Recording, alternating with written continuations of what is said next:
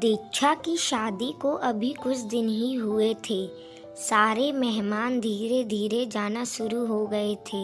जब तक मेहमान थे तब तक तो सब ठीक ठाक चल रहा था, पर जब सारे मेहमान चले गए तब एक दिन दीक्षा अपने पति के साथ छत पर बैठी थी और तभी उसकी सास आ गई और कहने लगी, बहू, यह तुम्हारा ससुराल है। यहाँ पति के साथ सबके सामने हमारे यहाँ कोई नहीं बैठता।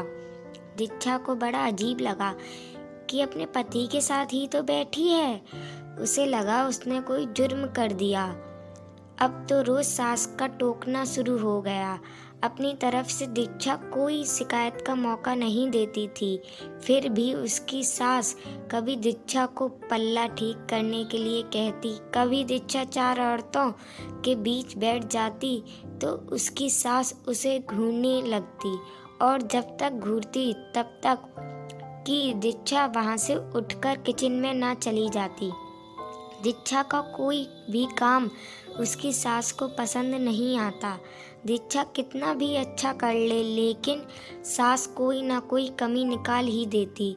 हद तो तब हो गई जब सास दीक्षा के आने जाने पर टोकने लगी, इधर मत खड़े हो, उधर मत देखो, कोई देख लेगा तो क्या बोलेगा।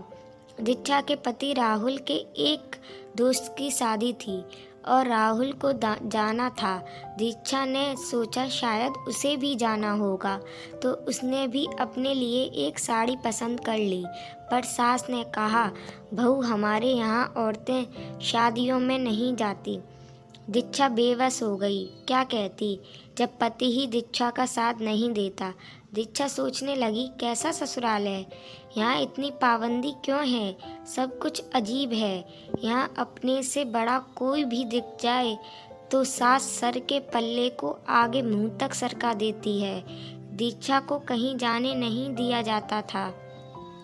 उसकी सास बस हर समय काम करने के लिए किचन में ही रखती थी।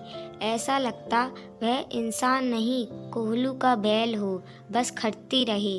दीक्षा सोचती, ऐसा हमारे यहाँ तो नहीं होता। सब काम के साथ साथ हंसी मजाक भी करते हैं, सब बड़ों के साथ भी बैठते हैं और अपने पतियों के साथ भी रहते हैं।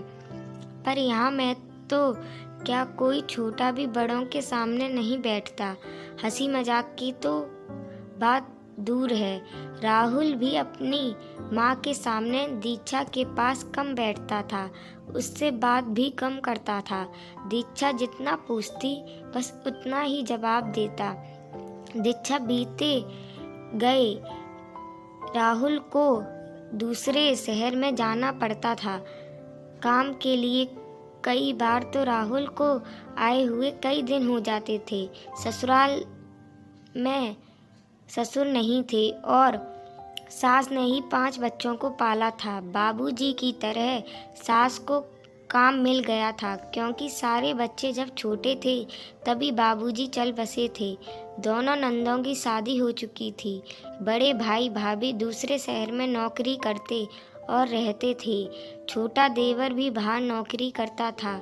राहुल बिचले बेटे थे जो साथ रहते थे। दीक्षा काम करके जब भी सुस्ताने बैठती तो उसकी सास फिर से कोई काम कह देती। आने जाने वालों का भी मेला लगा रहता। दीक्षा को सब बहुत अजीब लगता था। वह सोचती, अगर शादी ऐसी होती है तो वो कभी ना करती। इस बार जब से राहुल शहर गए कई महीने हो गए, बिल्कुल भी नहीं आई और फोन करने पर फोन भी नहीं उठाते थे। घर वालों ने पता किया तो पता चला कोई और लड़की है जिसके साथ राहुल ने पहले ही शादी कर रखी थी और एक बच्चा भी है उनका, पर समाज के डर से कुछ नहीं बोला। पर सास को जब पता लगा तो दीक्षा को ही दोषी मानने लगी। कहने लगी, क्या करता राहुल बेचारा, तू ज़्यादा कुछ तो लाई नहीं। सोचा था शादी करके आएगी तो ज़िंदगी संवर जाएगी, पर राहुल को ही बाहर काम के लिए जाना पड़ता है। हो गया जो होना था, अब रोना कैसा, कौन सा तुम्हें छोड़ रहा। दीक्षा को जब पता लगा तो उसे झटका लगा। वह अंदर से टूट गई। दीक्षा के सारे सपने और जिंदगी बर्बाद हो गई थी। उसकी माँ सदमे में पागल हो गई और पिता भी सेहत से लाचार हो गए थे। इसलिए दीक्षा को ससुराल में ही रहने के लिए बोला। भाई और भाभी दोबारा से दीक्षा की जिम्मेदारी लेने को तैयार नहीं थे। सबने अपना अपना पल्ला झाड़ लिया। दीक्षा सोच रही थी कि आज क्या मेरे मायके जाने पर भी रोक लग गई? वह मेरा घर नहीं था क्या?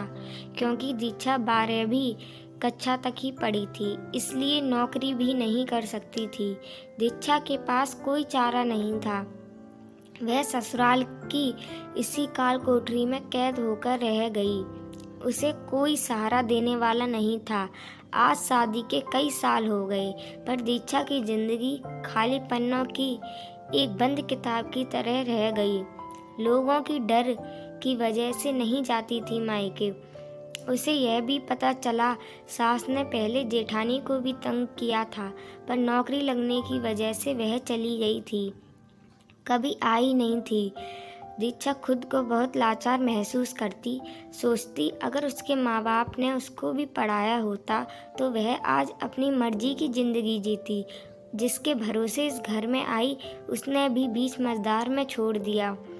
दीक्षा सोचती चलो सास खरी खोटी सुनाती तो है, लेकिन सर के नीचे छत और 3 समय का खाना और ज़रूरत तो पूरा करती है। कभी कभी महीने 4 महीने में राहुल भी आ जाते हैं। दीक्षा ने अपनी ज़िंदगी से समझौता कर लिया है कि वह उसकी किस्मत है। अगर आज दीक्षा जैसी लड़कियां पढ़ी लिखी होती और उनके पास कोई नौकरी करने का तजुर्बा होता तो दीक्षा की ज़िंदगी ऐसी नहीं होती। दीक्षा अपने पैरों पर खड़ी होती। दीक्षा जैसी कितनी ही लड़कियां समाज में घिनौनी कुरीतियों का शिकार हो जाती हैं और दहेज न मिलने पर ससुराल और मायके दोनों दुश्मन बन जाते हैं। बाद में कोई मायका बेटी को नहीं रखता जब तक कि बेटी अपने पैरों पर खड़ी ना हो, क्योंकि शादी होने के बाद बहुत कम माँ बाप होते हैं जो बेटी की जिम्मेदारी उठाते हैं। हर कोई यही कहता है बेटा वही किस्मत थी तुम्हारी, समझौता करो, और बेटी मजबूर हो जाती है सब सहने पर किसी तजुर्बे के अभाव में बेटी के लिए मुश्किल हो जाता है। कोई उसे अपनाता नहीं है। इसलिए साक्षरता का भी तभी महत्व है जब बेटियों को पढ़ाई लिखाई के साथ उनके खुद के पैरों पर खड़ा होना भी सिखाएं और ऐसे वक्त में अपनी बेटी बहन का साथ दें, उनको अकेला ना छोड़ें। आशा करती हूँ आप मेरी बात से सहमत होंगे।